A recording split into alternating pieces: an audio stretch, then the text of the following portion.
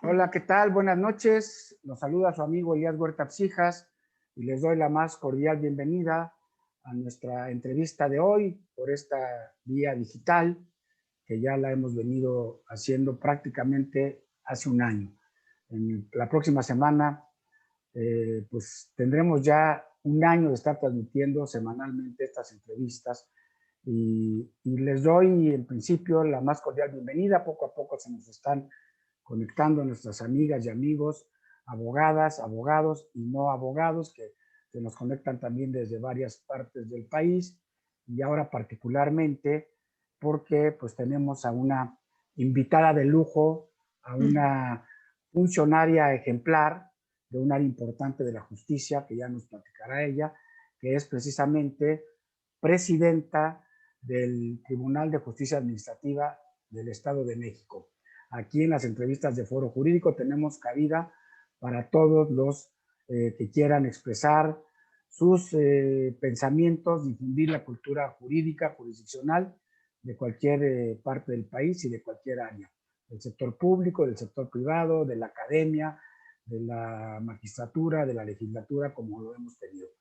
Así es que pues les doy en principio la más cordial bienvenida a las personas que se vienen conectando con nosotros cada semana. Ya llevamos a estos 5 minutos de haber iniciado a unos cuantos, más de 90 participantes, y con ello le doy la bienvenida a nuestra invitada del día de hoy, a la maestra, la licenciada en Derecho, Mirna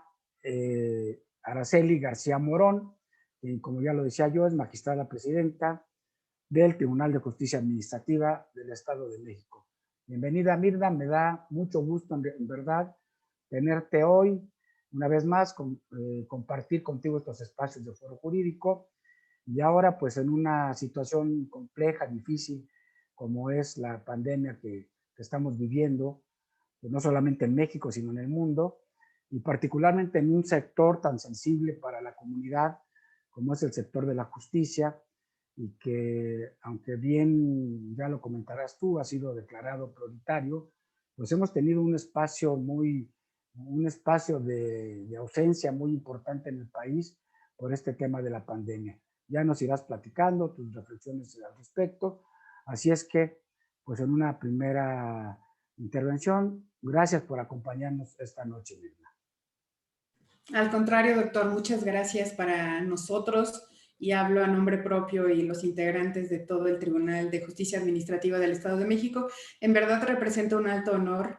que un profesional como tú, que ha utilizado en forma muy eficiente los medios electrónicos para poder comunicar en la comunidad de operadores jurídicos y también aquellos que no sean operadores jurídicos porque ven los diferentes medios de foro jurídico, pues para nosotros es una gran oportunidad y de verdad te lo agradecemos mucho. Al contrario, pues le comento a nuestro auditorio que hoy platicaremos sobre la justicia administrativa en general, no solamente la del Estado de México, en tiempos del COVID-19, en tiempos de esta pandemia, que bueno, ya dábamos una primera pauta, ¿no? Que ha sido, digamos, uno de los sectores más golpeados. Yo diría que la crisis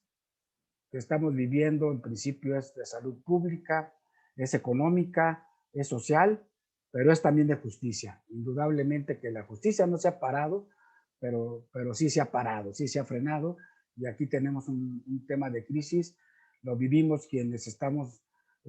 atrás de organizaciones de abogados, quienes nos dedicamos al ejercicio libre de la profesión, como esto ha sido verdaderamente un dolor de cabeza. Insisto, es un sector más que ha sido muy afectado. Bueno, déjenme comentar muy brevemente. Nuestra invitada de hoy, la magistrada Mirna García Morón, es licenciada en Derecho por la Universidad Autónoma del Estado de México, es maestra en Derecho, ha hecho ya el estudio del doctorado en Derecho, que está pendiente de titularse en este grado académico. Tiene pues muchísimos estudios de actualización y es también profesora, con el cargo que ahorita tiene, pues no está ejerciendo la docencia, pero es también una destacada docente de varias universidades, empezando por la Universidad Autónoma del Estado de México, y tiene también una carrera muy interesante porque no solamente ahora está en el área jurisdiccional, ella ha sido también funcionaria de dependencias estatales, municipales, del Poder Judicial de la Federación, donde también trabajó aquí en la Ciudad de México como actuaria, secretaria, en fin, en un tribunal colegiado del Poder Judicial de la Federación. En fin, una gente que tiene una carrera muy integrada y ahora pues preside este importante tribunal de justicia administrativa después del de la Ciudad de México, obviamente por el tamaño de sus integrantes. El segundo más importante, pero diría yo el más extenso, es el del Estado de México, que preside nuestra invitada el día de hoy. Y finalmente diría nada más que es integrante de la Asociación Mexicana de Juzgadoras, es miembro de la Asociación Internacional de Mujeres Juezas y es también integrante de la Asociación de Magistradas de los Tribunales de Justicia Administrativos de los Estados Unidos Mexicanos, Asociación Civil. Pues bueno, con esta breve semblanza, que es muy larga, y adelantando un poco, Mirna, que ya inusualmente tenemos muchísimas felicitaciones para ti, bienvenidas, nuestros amigos que nos siguen, sobre todo que siempre están con nosotros, del Estado de México, de Michoacán, de Tlaxcala, de Guerrero, de Guanajuato, de Querétaro, en fin, ya sobre la marcha iremos viendo. Platícanos un poco qué hacen los tribunales administrativos, cuál es su función esencial, por qué son importantes para la ciudadanía y luego pues nos irás diciendo cómo se estructura en el Estado de México y qué está pasando con la justicia administrativa en el país en tiempos de COVID. Con todo gusto, querido doctor Elías. Pues la justicia administrativa, yo podría afirmar que es la justicia más ciudadana que puede existir dentro de todas las materias. Y probablemente la local, como es nuestro caso, porque podrás a lo largo del tramo de tu vida nunca requerir de ir a utilizar los servicios prestacionales de justicia en materia penal, en materia civil, en materia mercantil. Pero sin duda, cualquiera de las actividades que haces todos los días desde que naces, como lo platicamos en algún momento, hasta que te mueres, y cuando eres ciudadano, y cuando te estacionas, y cuando quieres abrir una negociación, y cuando te van a suspender, y cuando quieres cambiar de densidad tu predio, o cuando quieres construir, o cuando quieres o te imponen una multa en un verificentro, o quieres aperturarlo, o quieres que se clausure, o que ves a la fauna nociva que no ha sido controlada, o cualquier servicio público municipal, cualquiera implica la posibilidad de que nosotros ejerzamos nuestra jurisdicción. El 98% de las leyes son leyes administrativas y por lo tanto tiene que ver con la emisión de actos administrativos que pueden ser competencia del ámbito local y también del ámbito federal. ¿Y por qué digo que es la más ciudadana? Justamente por estas razones, porque significa la justicia o la posibilidad del ejercicio del derecho a una buena administración pública para el ciudadano y por otra parte implica la contención o la limitación al poder público para que actúe en términos de lo que establece la Constitución y la ley, porque el derecho administrativo pues es primo hermano del derecho constitucional y pues esa es nuestra materia sustantiva a través de reglas adjetivas desde luego. Y esa es la importancia y la relevancia de los tribunales de justicia administrativa. Y yo adicionaría, a diferencia o más bien como pocas regulaciones, nos permite no solamente como personas, como individuos, ejercer este tipo de acciones, de demandas, para resolver las controversias que se susciten entre la autoridad municipal o de las alcaldías, como el caso de la Ciudad de México, y del Estado y las autoridades ejecutivas y de organismos descentralizados que tengan que ver con actos administrativos y alguien tenga que resolverlos, que para eso están los tribunales de justicia administrativa. Adicionalmente, nos permite ahora también en nuestra propia jurisdicción ser un eje rector de esa buena administración a partir de principios del derecho sancionatorio, porque ahora nos corresponde, como está actualmente el diseño del sistema nacional anticorrupción y los sistemas locales, pues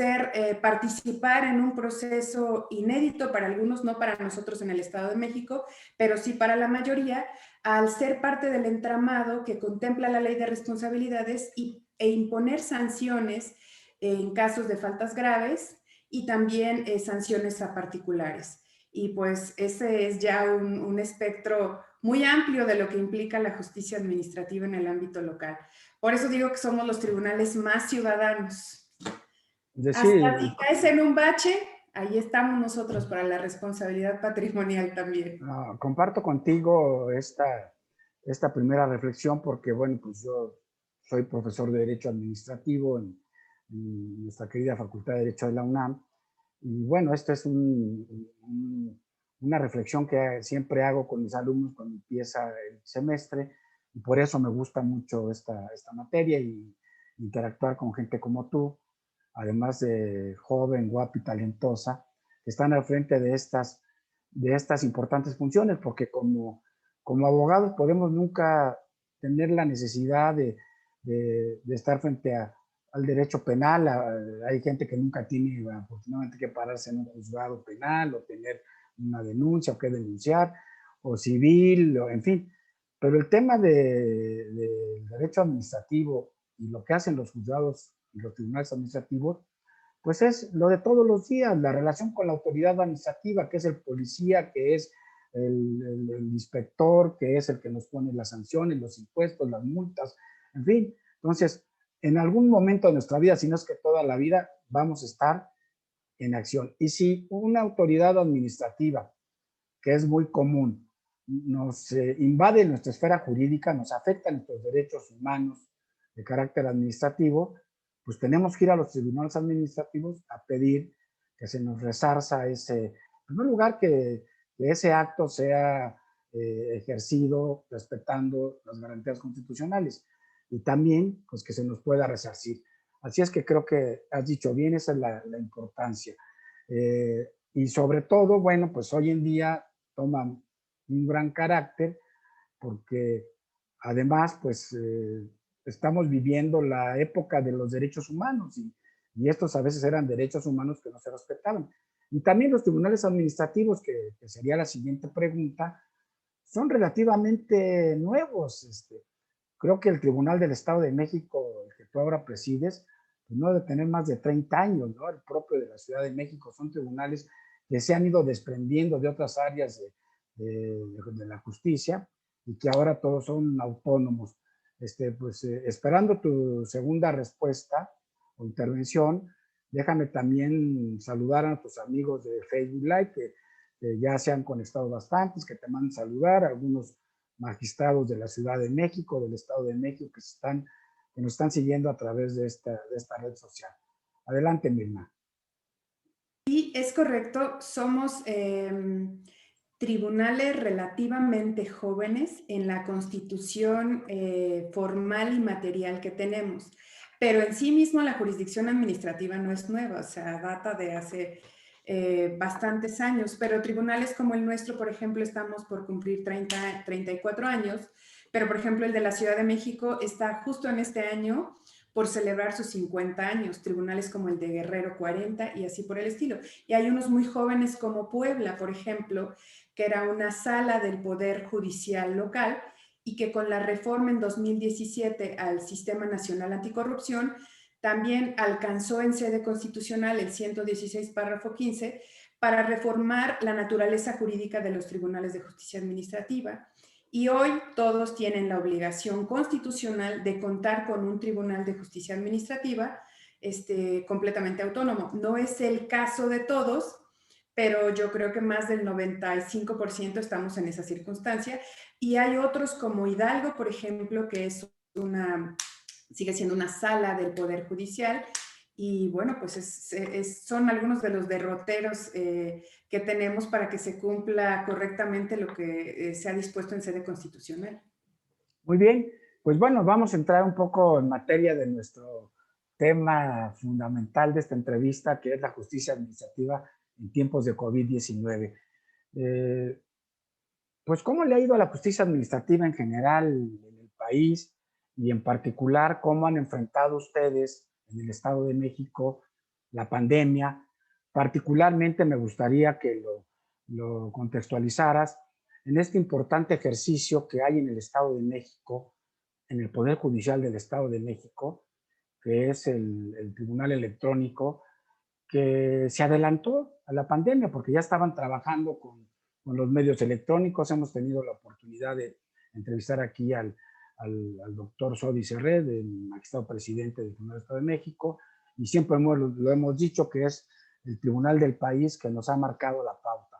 En este tema, en el que no solamente estaban antes, sino fueron los primeros en tener de manera masiva la firma electrónica, el tribunal electrónico, en fin, una serie de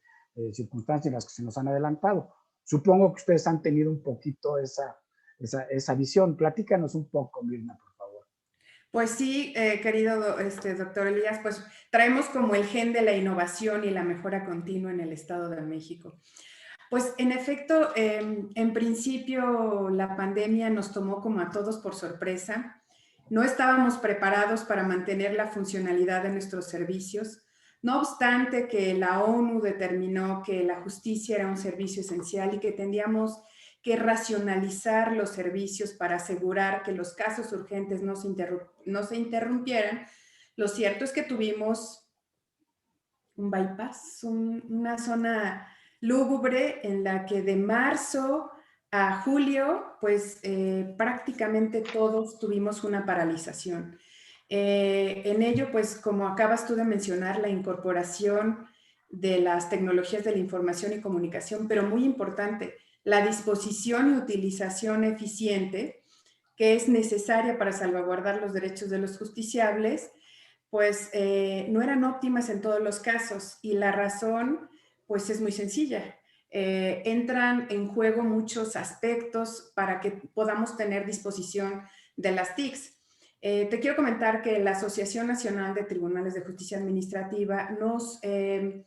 practicó un cuestionario a todos los tribunales de justicia administrativa del país en relación a la mayor o menor disposición de tecnologías de la información y comunicación que teníamos en ese momento, en julio,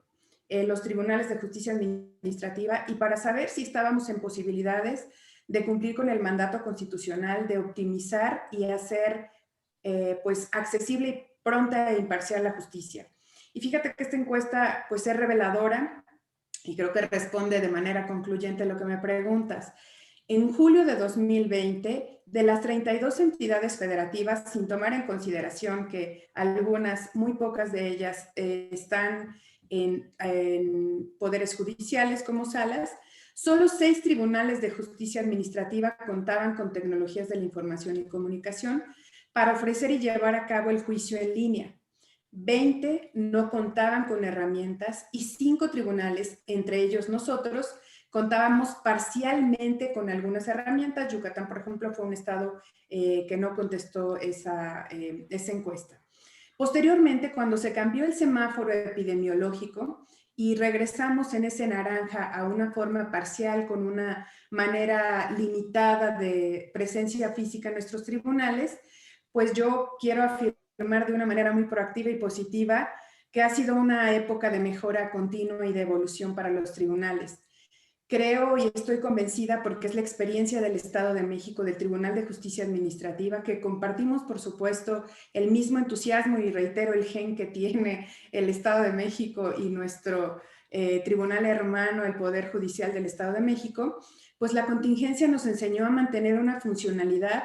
a partir de adaptarnos a nuestras funciones jurisdiccionales y convivir con las medidas sanitarias y al mismo tiempo garantizar el derecho humano a la salud en su dimensión individual y colectiva. Pero sobre todo creo que puso de manifiesto la vocación que tenemos los magistrados de justicia administrativa de todos los tribunales del país, pues porque asumimos con o sin herramientas en ese momento que teníamos que maximizar y adaptar nuestro derecho administrativo, nuestro derecho humano a la justicia administrativa, pues a esos parámetros constitucionales, y que uno de los elementos que iba a ser fundamental para calificar esa eficacia, pues era la implementación a la era digital y eventualmente llegar a los parámetros de la ciberjusticia. Y en relación al Estado de México, pues ¿cómo lo enfrentamos? Pues el 2020. Ustedes tienen una experiencia muy interesante de innovación con esto de las plataformas. Me gustaría que nos la comentaras, porque bueno, los tribunales administrativos, quizá por su propia juventud, por su propia edad, pues no son robustos en presupuestos. No, ni holgados tampoco. Y ustedes han Me tenido que decía hacer... alguien que cómo nos afectaban las contenciones del gasto. Yo les decía absolutamente, porque platicaba con el secretario de Finanzas, porque por supuesto, como en todos los estados, y derivado de las políticas federales y de la menor recaudación y de todos los factores que intervienen, pues hubo una reducción importante del presupuesto que actualmente ejercemos. Y nos decía el secretario, es que esos ajustes se deben a que las instituciones tienen que aprender a autolimitarse y aunque sean autónomas, me dice, hay que aprender a racionalizarse y quitar esos espacios de grasita. Y le decía yo, oye, nuestros tribunales nunca han sido, no tienen sobrepeso, ¿eh? No son O sea, obesos. al contrario, o sea, traemos un tema de inanición por muchos años y hasta podríamos decir que de regresión a los presupuestos, porque si tú y nuestros compañeros observan la distribución que guarda el presupuesto con el crecimiento de la estructura y con el número creciente y desbordado de asuntos, vas a ver que tenemos estados en los que se gasta 7.37, que es el menor, por cada ciudadano, tratándose de la materia de la justicia administrativa. Si tú lo contrastas con el Poder Judicial, yo les digo en mi estado, pues nada más traemos la honrosa diferencia de 4.570 millones de diferencia, ¿no? Y eso sucede de manera muy específica en los tribunales de los estados. Y por ello, pues el 2020, además de la pandemia, pues va a quedar en nuestra memoria porque fue un año lleno de retos y de complejidades y de cambios sin precedentes. Nosotros en solo 138 días, sin contar con una regulación adjetiva que disponga el juicio en línea, pues creamos una herramienta para poder dar justamente acceso a la justicia administrativa a la población. Esto implicó pues revisar nuestras finanzas, no contábamos con ese presupuesto y tampoco nos iban a dar una ampliación líquida presupuestal y tomamos decisiones innovadoras, creativas e incluso yo diría que hasta atrevidas. Y voy a decir por qué. Hablar de implementar y disponer tecnologías requiere en principio de presupuesto, que es lo que he venido comentando. Deja tú de la legislación adjetiva, porque hay un principio en ciberjusticia que te permite pasar con integralidad la forma de los procesos físicos ordinarios que llevamos en nuestra regulación adjetiva a procesos tecnológicos. Aunque la idea de la ciberjusticia como tal, de las cortes o de los juzgados en línea, es que simplifiquemos los procesos, pero de manera inicial es pasar tus procesos tradicionales a procesos de ambientes electrónicos. Y bueno, es necesario crear una estructura, hacer un diseño, ver tus capacidades. Tenemos que hablar no solamente del diseño de un programa que cumpla todos los requisitos, sino algo muy importante, ¿dónde vas a alojar la información? Comprar servidores físicos es costosísimo, más o menos 10 millones de pesos. Además, no es solamente el servidor, tienes que crear lo que se llama el site, que lleva medidas específicas hasta de pintura, de temperatura, debes de tener una planta de luz y muchas cosas más que se enlistan. Y como nosotros no teníamos ese presupuesto, carecíamos de él en ese momento, pues teníamos que encontrar una solución y nos atrevimos y somos el único órgano jurisdiccional y el único ente público del país que contratamos servicios en la nube. Contratamos un club service en Amazon Service. y entonces no teníamos tampoco para crear todo nuestro tribunal electrónico en principio y todo completo. Entonces fuimos sacando por módulos, nosotros, nuestros compañeros en el tribunal y todos nuestros servidores públicos, pues ya hasta tenemos ese tema del Lego, porque el Lego es a través de ciertas figuritas que se van empalmando y nosotros en el argot de la tecnología es haciendo interoperables que se comuniquen entre sí y que permitan tener una funcionalidad para que todo tu proceso se pueda llevar en ambiente electrónico. Esto en nuestro caso sin una regulación adjetiva, porque en nuestro Código de Procedimientos Administrativos solamente está regulado al día de hoy las notificaciones electrónicas, los estrados electrónicos y se acabó. Pero contamos con la Ley de Gobierno Digital que impone obligaciones a todos los entes públicos, sector central, descentralizados, a los autónomos, por supuesto, y también a los municipios. Y les prevé la obligación de privilegiar en forma preferente el uso de las tecnologías y generar un gobierno abierto. Basado en esta proscripción, pues nosotros, por ejemplo, las notificaciones electrónicas son potestativas todavía para todas las partes. Pero nosotros hicimos como buenos juzgadores una interpretación con la Ley de Gobierno Digital y pues ahora estamos culminando y exhortando y apercibiendo a las autoridades para que en términos de la Ley de Gobierno Digital no sea, o sea, no puede ser potestativo para ellos porque es obligatorio. Y así hemos ido y pues consideramos que ha sido en realidad un caso de éxito. En forma limitativa, bueno, pues contempla la presentación de demandas, cualquier clase de promoción, por supuesto nos pueden contestar las demandas, notificaciones electrónicas, estrados electrónicos y próximamente el día lunes empezaremos en un nuevo módulo que se creó finales de noviembre, diciembre a la época, y ya serán las audiencias también a través del AWS, o sea, los servicios de Amazon, a través de la aplicación Amazon Chain, y bueno, pues incluso vamos a ser tomados, ya hemos sido formalmente notificados como un caso de éxito de la utilización de este tipo de espacios. Y bueno, también eso nos ha permitido con esta innovación y atrevernos a estar en la posibilidad de participar para ciertos premios de innovación en el área pública, en el área jurisdiccional, como son las IT Master,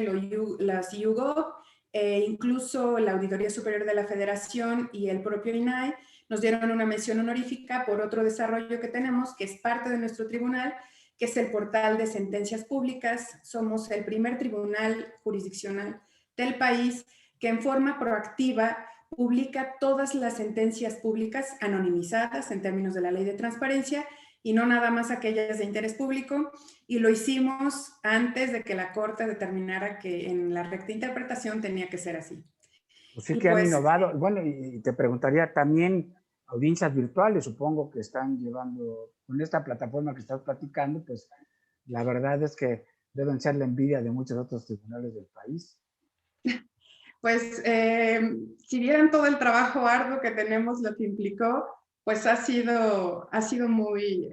desafiante para todos, porque no solamente está la brecha digital, está la adaptación a corto plazo para una evolución a mediano plazo, que eso es bien interesante.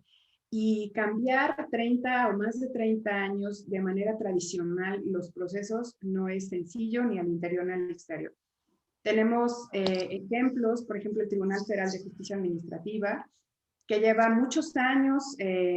utilizando su tribunal electrónico y creo que ahora tiene mayor demanda, pero en todos esos años, 8 o 9 años que llevó, el número fue realmente menor. Pero sí, por supuesto, la celebración de las audiencias es algo que nos da mucho gusto y representa para nosotros un reto, porque fíjate que tomamos un diplomado en ciberjusticia, todos los magistrados que integramos el tribunal, y eso pues nos abrió muchas perspectivas. Y dentro de nuestras reflexiones hay un autor, Richard Susskind, que habla de las cortes en línea y el futuro de la justicia, y nos hacía reflexionar sobre algo que hoy en día nosotros estamos reflexionando. Hoy mismo tuvimos el último simulacro con una sala, porque el lunes ya es la audiencia ya con las partes, o sea, ya no es un simulacro. Y hablábamos del dilema de la naturaleza de la impartición de justicia y los espacios en los que se lleva a cabo, los procesos de adaptación, y decíamos, bueno, ¿qué es lo que le interesa a las personas? Acudir necesariamente a los juzgados para reunirse con otras personas y desahogar trámites, o realmente les interesa que se resuelvan sus problemas. Si nos vamos al segundo apartado, pues claro que las audiencias nos quedan como anillo al dedo, porque pues esto nos permite repensar el proceso jurisdiccional y adaptarnos con todas las características que tiene una audiencia, con la intermediación que debe de haber entre las partes, guardando siempre todos los principios que puedan garantizar el acceso a la justicia y el debido proceso, todas las formalidades, y privilegiar en esa vía. Nosotros estamos conscientes que hay algunas condiciones particulares de los asuntos que probablemente no serán candidatos a que las audiencias se celebren en una forma virtual. De manera particular, hemos platicado con los magistrados de salas especializadas en materia de responsabilidades administrativas y pues nos comentan la complejidad y probablemente un poco la falta de conservar todas las características en los medios de prueba, por ejemplo, cuando hay que desahogar testimoniales. Pero también somos unos convencidos de que las cosas no nacen de manera perfecta y que todas tienen que irse ajustando día a día, y pues estamos en ese proceso de adaptación, y pues a partir de lunes pues ya comenzarán nuestras audiencias y tenemos espacio suficiente para alojarlo, y también pues representan otros retos porque por supuesto la justicia convive, como cualquier otro de los supuestos, con otros ejercicios de derechos fundamentales. Y pues ahí tenemos a los institutos locales de acceso a la información pública, que previo a que cualquiera de nosotros saque en línea un sistema, tiene que pasar por el filtro de ellos para que nos den una constancia de que se están respetando los datos personales y que nuestro sistema tiene estándares de seguridad de la información. Entonces, pues son buenos ejercicios, y Claro. abrir brecha no es tan fácil, pero siempre es esperanzador. No, pues están haciendo un trabajo muy importante, insisto, en esta difícil situación para los ciudadanos en el acceso a la justicia en el marco de la pandemia. Pero bueno, tú estás platicando ya un poco del acceso a la información. Me gustaría que nos comentaras también un poco. Tú fuiste inclusive comisionada del órgano de transparencia del Estado de México, y estas funciones que realizan desde el Tribunal de Justicia Administrativa, pues tienen que ver también con la transparencia, tienen que ver con la protección de los datos personales y de manera señalada con el combate a la corrupción. Platícanos un poco esta parte del tribunal, no solamente del Estado de México, todos los tribunales administrativos, qué funciones tienen respecto del el combate o la prevención de la corrupción o las áreas anticorrupción de los tribunales administrativos, que es otra parte muy importante que no nos has comentado, y tampoco un poco la fiscal, ¿no? Es que son tribunales muy importantes para la ciudadanía. Claro, pues fíjate que en la parte fiscal, con la celebración de los convenios de coordinación, por lo menos en la experiencia del Estado de México, han disminuido sustancialmente los asuntos en materia fiscal. Claro, tenemos de aquellos que tienen que ver con contribuciones, impuestos, derechos, aprovechamientos en materia local, pero son como los menos. Sin embargo, pues sigue siendo una de nuestras naturalezas. En relación a las responsabilidades administrativas, hemos comentado en distintos foros con los magistrados de las salas especializadas y de las secciones revisoras o áreas revisoras, que es notable y es incuestionable que el número de asuntos que llega para su resolución es en realidad mucho menor. Aproximadamente en nuestro caso no llega al 20% de lo que representa la jurisdicción ordinaria en las salas y en las secciones. Y esto lo explicamos también derivado de la falta de habilidades técnicas y de conocimiento de los órganos internos de control. Nosotros, por ejemplo, tenemos 125 municipios y de estos municipios habremos recibido asuntos de 10 de ellos. O sea, en realidad es muy poco. Y hablo de la jurisdicción especializada, pero ocurre lo mismo en aquella parte de la jurisdicción ordinaria que tiene que ver con un ejercicio tradicional que hacíamos de revisar la legalidad de las sanciones impuestas, de acuerdo al nuevo diseño de la Ley de Responsabilidades, aquellas que impongan por la comisión de faltas no graves los órganos internos de control, las autoridades resolutoras. En realidad siguen siendo muy pocos asuntos, sobre todo cuando vemos declaraciones de los órganos internos de control que nos hablan de realizamos 5,000 auditorías, iniciamos 4,000 procedimientos, tenemos tantas denuncias y queremos verlo reflejado en la jurisdicción especializada y el número es bastante bajo, bastante bajo. Y pues claro, hablando de transparencia, rendición de cuentas, eficientar recursos para los tribunales, pues claro, el buen juez por su casa empieza. A nosotros nos conocen como los tribunales anticorrupción y esta es una doble responsabilidad, no solamente en la parte sustantiva, sino también en esa parte de la autolimitación que tenemos nosotros con nuestra autonomía presupuestal y técnica para emitir nuestras resoluciones. Y creo que las tecnologías abonan mucho para que podamos hacer una y otra función. Nosotros debemos estar insertados también en el apartado del gobierno abierto, debemos de tener procesos más eficientes y debemos de garantizar el acceso a la información pública y la rendición de cuentas. Y por cierto, pues ahí surge otro de los retos que tenemos todos los órganos jurisdiccionales en el país, pero de manera particular tribunales como el nuestro que de pronto no tienen todos los recursos para poder implementar o asumir responsabilidades que normas generales nos están imponiendo. Y me refiero a la Ley General de Archivos. Si en el archivo tradicional o en el archivo físico tenemos retos, pues nosotros también hay que empezar a pensar en los retos que implican los archivos de los expedientes electrónicos. Nosotros, por ejemplo, quiero comentarte que hemos hecho una gestión documental eficiente. Hasta el Archivo General de la Nación nos hizo un reconocimiento, porque hace 2 años y medio, cuando llegamos a esta administración, teníamos poco más de 2,000 expedientes desordenados, anacrónicos, puestos ahí pues en un sitio que no era el ideal para poder tener un archivo de concentración. No teníamos políticas, no teníamos catálogos de documentación. Generalmente el archivo no es algo que le preocupe a las instituciones. Y como tú decías, en mi vocación y en mi antecedente de comisionada del Instituto de Transparencia, pues te percatas de si eres un ente público, estás obligado a que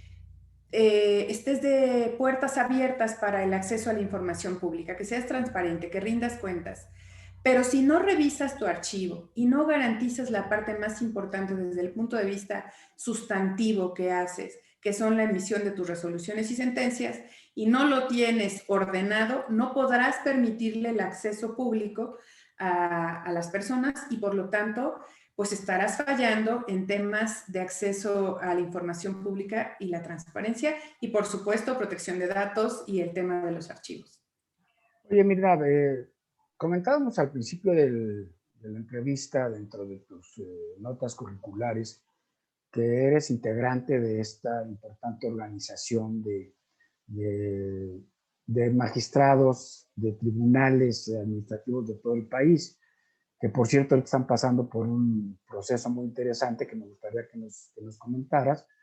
porque están cambiando su directiva nacional y tú estás participando ahí de manera activa. Pero antes de que nos platiques eso, yo quisiera decirle al auditorio un poco también el por qué te invitamos a esta entrevista de este mes. Yo decía en el programa anterior que en el marco de la celebración del Día Internacional de la Mujer, que será de parte de Naciones Unidas, que es el próximo 8 del mes de marzo, pues Foro Jurídico ya viene desde hace 5 años haciendo un reconocimiento a abogadas importantes, abogadas líderes como tú, que en los diferentes campos públicos y privados se van destacando, y que cada año buscamos a un grupo de abogados del sector público, del sector privado, de la academia, del ejercicio libre de la profesión, de las empresas públicas, privadas, de la legislatura, de las magistraturas, y que en este año, pues tú eres parte de las abogadas más influyentes en México. Y en ese contexto yo dije que todas nuestras entrevistas de febrero y de marzo serán para puras abogadas como tú, relevantes, luchonas y que están dando el ejemplo a la sociedad mexicana. Y en ese contexto, bueno, pues nos da mucho gusto también que estés participando en este proceso de que quiero que nos platiques esta interacción que hay por la experiencia que tú nos estás comentando entre los tribunales administrativos de todo el país para estarse, pues, intercambiando experiencias, apoyándose, en fin, a través de esta importante organización. Coméntanos un poco sobre eso, Mirna. Muchas gracias, Elías. Pues primero agradecerte porque puntear para que la revista Foro Jurídico te nomine, pues requiere mucho trabajo y mucha vocación de servicio, tanto en el ámbito público como en el ámbito privado. Así que muchas gracias por considerarnos en el Estado de México. Y pues sí, en efecto,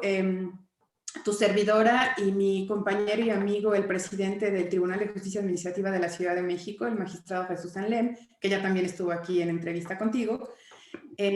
pues nos postulamos para la presidencia y la vicepresidencia de la Asociación Nacional de Tribunales de Justicia Administrativa del país. Y por supuesto que nuestra preocupación es tener un espacio para que podamos confluir, que ha sido ese el mecanismo de la asociación. Y además que podamos compartir experiencias y, muy importante, compartir acciones administrativas y de implementos de mejora y de innovación que nos permitan mejorar las habilidades de los tribunales de justicia administrativa. No obstante que algunos carezcan o podamos carecer de algunos recursos para hacerlo. Por eso presentamos nuestra nominación y dentro de nuestro plan de trabajo está el cambio de los estatutos que nos permita hacer convenios entre la asociación con los tribunales y hacer esos intercambios de plataforma. Y si lo podemos hacer entre nosotros y además hacerlo, por ejemplo, como lo hemos venido haciendo en el caso de Jesús y mío en la Ciudad de México y en el Estado de México, pues buscando otras instituciones que nos permitan acceder, por ejemplo, a la utilización de la firma electrónica. Nosotros no pudimos acceder por falta de presupuesto a ser certificadores de una firma electrónica propia. Generamos un convenio de transmisión de tecnologías y de la firma electrónica con el Consejo de la Judicatura Federal, y ellos nos van a intercambiar bajo las condiciones que ellos nos imponen, por supuesto, para que nosotros podamos utilizar su firma electrónica.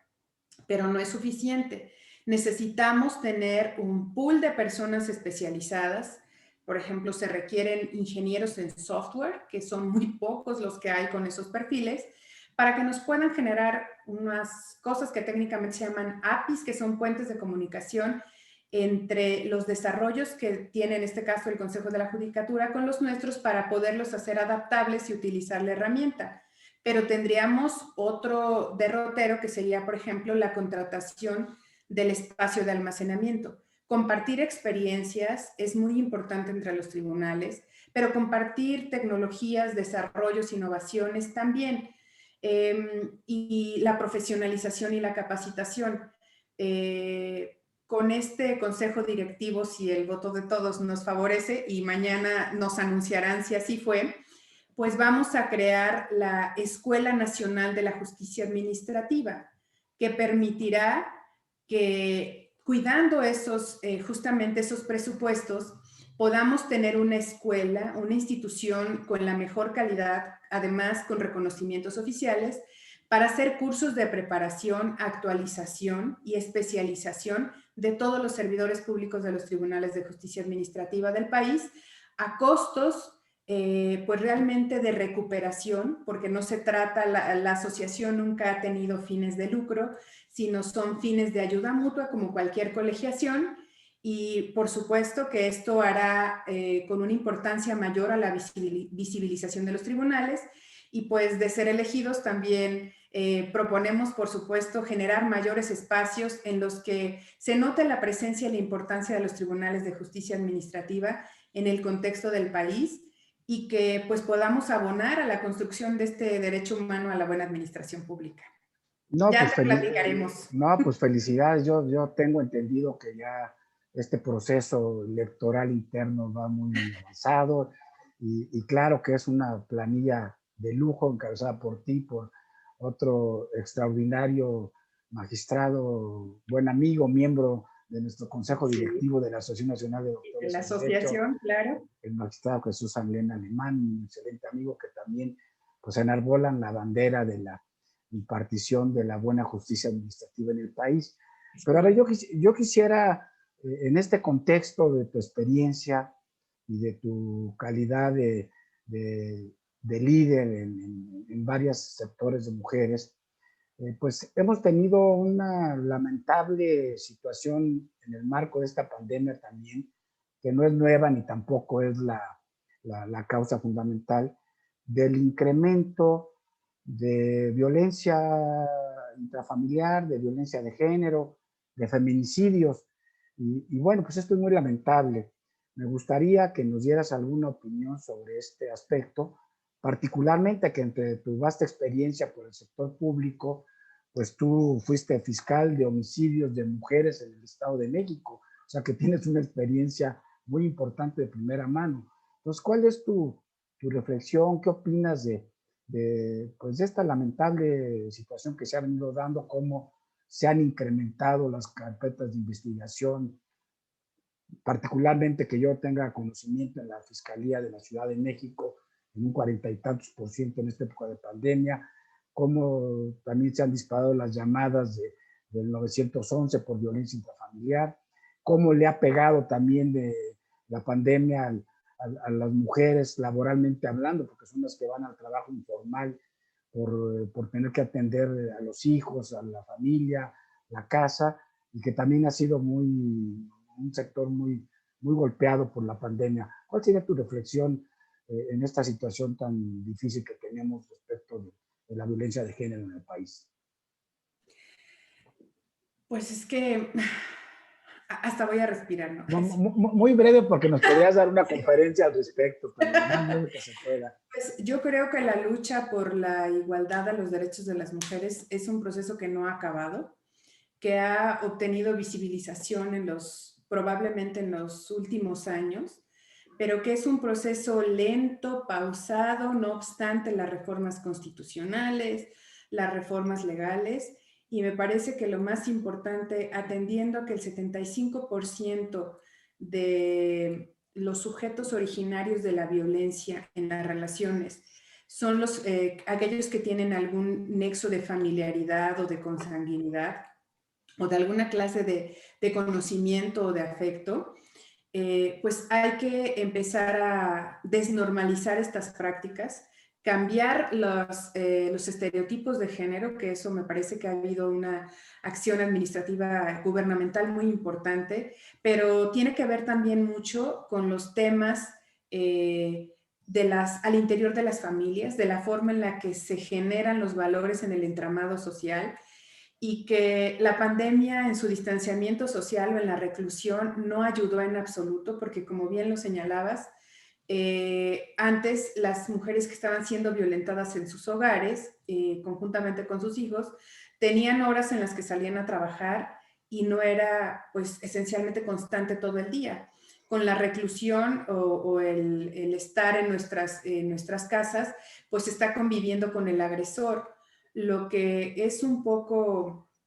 pues, alentador es que las acciones que han tenido los gobiernos, incluso los poderes judiciales, que fue, dicho sea de paso, fue uno de los temas que, derivado de organizaciones como la Asociación Nacional de Mujeres Juzgadoras y otras de corte civil, se les pidió a los poderes judiciales que no cerraran la posibilidad de que este tipo de asuntos y la emisión de medidas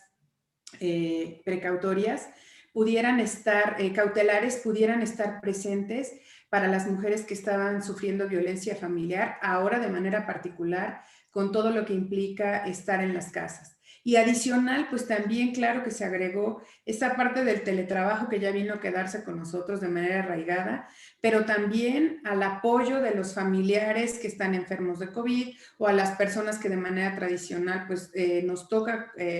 cuidar, como son los papás o las mamás o algunos hijos enfermos, pues eso ha incrementado la carga de trabajo de las mujeres y eso ha llevado a que también tomemos algunas decisiones ajustadas, obviamente, a esta nueva circunstancia. Pero lo cierto es que la violencia no se termina en los espacios privados, pero tampoco en los espacios públicos y tampoco en el servicio público. Nosotros hemos propuesto, justamente a propósito de una comisión de atención a la violencia de género que hay en el Estado y con la secretaria de la Mujer en el Estado de México y el secretario de la Contraloría, iniciar un programa, en principio en el servicio público, para tener información y disuasión y en su caso perfeccionar las sanciones y no permitir la impunidad de aquellos actos que no permitan el acceso a la vida libre de violencia de las mujeres en el servicio público. Se van a llevar a cabo una serie de acciones para, para ir compartiendo y haciendo legítimo desde el conocimiento y la aceptación social de esta necesidad de tratar con igualdad y libre de violencia a las mujeres en el espacio del servicio público y generar una suerte de capacitación para después poner unos distintivos bajo una serie de conceptos que están desarrollando en la Secretaría de espacios del servicio público libres de violencia de género. Nosotros en el Estado de México, en nuestra Ley de Responsabilidades desde 2017, tenemos como figuras típicas administrativas el acoso y el hostigamiento sexual y hemos emitido sentencias que se han sostenido de manera exitosa incluso en la revisión del amparo y hemos sancionado de manera más rápida y en un lapso realmente le llamamos nosotros pues récord, porque en 4 meses desde el inicio del procedimiento de la denuncia, por cierto, en un órgano autónomo, en el Instituto Electoral del Estado de México, se denunció a uno de sus funcionarios por acoso sexual y en el lapso de 4 meses se investigó, se sustanció y como era una falta grave,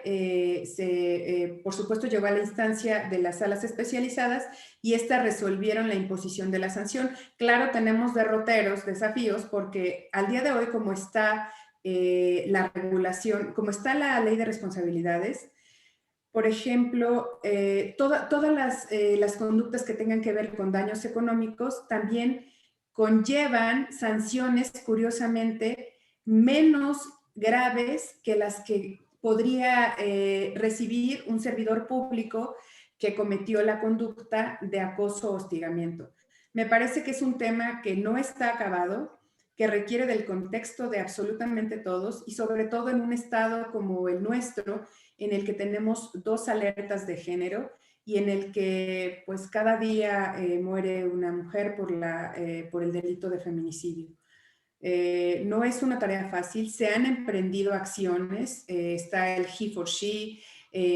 acciones, se creó la Secretaría de la Mujer, se ha dotado de recursos a la Comisión de Víctimas, se ha especializado la Comisión de Búsqueda, tenemos desde hace ya varios años, desde una manera exitosa, una Fiscalía de Atención a la Mujer, que ya se le dotaron de mayores instrumentos y de protocolos y de muchas herramientas para poder sancionar a los agresores, incluso aquellos que cometen el feminicidio. En el Estado de México también se han impuesto las penas más severas por el delito de feminicidio,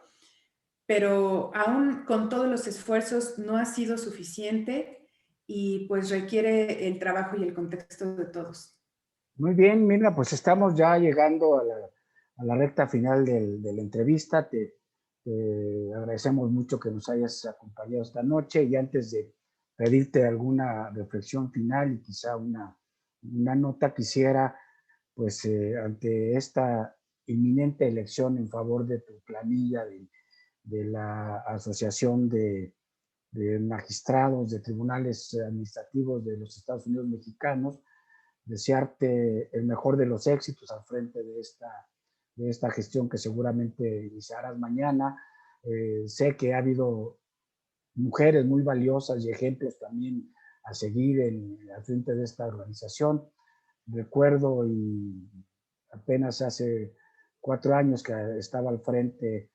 nuestra querida y admirada ministra Yasmín Esquivel Moza, ministra de la Suprema Corte de Justicia de la Nación, que fue durante 2 periodos presidenta de esta organización.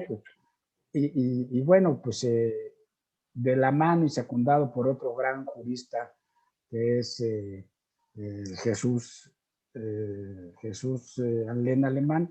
seguramente con esta experiencia que estás teniendo en el Estado de México, de Tribunal Electrónico, pues será importantísimo que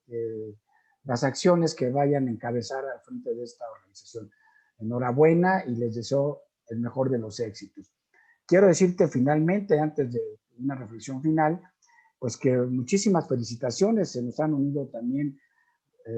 aquí directamente más de 160 amigos abogados, también de Puebla, de Guerrero, de Hidalgo, de los estados que ya había mencionado. Te mandan felicitar la doctora Ruth Villanueva, el magistrado Flavio Galván, el magistrado Mota Cienfuegos, no nada más administrativos. Sí, Estela Puentes, que también fue presidenta del Tribunal de Justicia Administrativa, y muchos más que están aquí sumados con nosotros. Y felicitaciones a las que yo también me uno porque ha sido muy interesante tu charla, tus comentarios, tus reflexiones. Y bueno, pedirte nada más que despidamos el programa con una reflexión final de hacia dónde debe de ir la justicia administrativa en tiempos de COVID en el país. Gracias, gracias a todos. Y es una muestra de que en la materia administrativa de manera particular somos extraordinariamente solidarios y comprometidos con el quehacer de nuestros tribunales hermanos. Reitero que somos una justicia imprescindible, somos una materia imprescindible en el contexto de la vida pública. El derecho administrativo, decíamos, es el primo hermano del derecho constitucional y ahí se sustentan los valores fundamentales para tener en la vida práctica, en la vida posible, fáctica, el derecho humano a una buena administración pública. Y nosotros, tribunales de justicia administrativa, estamos llamados a ser esos ejes rectores de la buena administración. Somos la instancia más ciudadana y la que le puede garantizar al ciudadano verdaderamente el acceso a una justicia que le mejore su calidad de vida en su contexto cotidiano. Y imaginar un contexto de la vida pública sin la justicia administrativa y nuestros tribunales no sería posible. Por eso, por supuesto que requerimos de mayores apoyos y de que institucionalmente seamos mejor considerados, y esto pues solamente desde el punto de vista presupuestal, para que podamos fortalecer nuestras capacidades y subirnos a la era tecnológica y hacer de mejor manera la eficiencia del acceso a través de las tecnologías y, por supuesto, abonar a la transparencia y a la rendición de cuentas, que abona directamente a la cero tolerancia a la corrupción. Y Muy pues bien, agradecida nuevamente, doctor, de verdad, muchas gracias. Gracias por todo, querido Elías. Al contrario, gracias a ti, te reitero nuestra felicitación y el mejor de los éxitos con este encargo que tendrás a partir de mañana seguramente del que rendirán protesta. Pues no me resta más que agradecer también a los amigos y amigas que se han conectado en esta ocasión, más de 160. Finalizamos con una felicitación de la doctora Mena de Villahermosa, Tabasco, también que te manda felicitar. Aquí están muchos de tus compañeros magistrados de todo el país, de la materia administrativa, insisto, también de otras materias, y sin duda que estos tribunales administrativos, siguiendo una frase escuché yo de nuestra querida amiga y colega, la doctora Yasmín Esquivel, cuando era presidenta del Tribunal Administrativo de la Ciudad de México y de esta organización de magistrados de todo el país, que son los tribunales, sin lugar a dudas, más cercanos a la gente. Más cercanos a la gente, es correcto. Pues yo les agradezco que se hayan sintonizado con nosotros. Los invito a que el próximo jueves, a partir de las 7 de la noche, nos sigan con otra entrevista más de una de nuestras abogadas influyentes de Foro Jurídico. Y los invito también a que puedan ya seguir disfrutando la edición digital de Foro Jurídico a través de www.forojurídico.mx y puedan ver en lo que falta de este mes de febrero los artículos interesantes que tenemos y a partir de marzo todo este conglomerado de abogadas influyentes de este año y también de muchos artículos que hay a propósito del tema del año del Día Internacional de la Mujer sobre cuestiones de equidad de género, de violencia de género, en fin, de cómo tenemos que dar una respuesta como gremio de abogados a este gran problema nacional. Muchas gracias, se despide de ustedes su amigo Elías Huerta y les agradece que se hayan sintonizado con nosotros. Gracias Mirna, gracias amigos y abogadas de todo el país. Gracias, gracias nuevamente, saludos a todos, muchas gracias. Buenas noches. Hasta luego, buenas noches.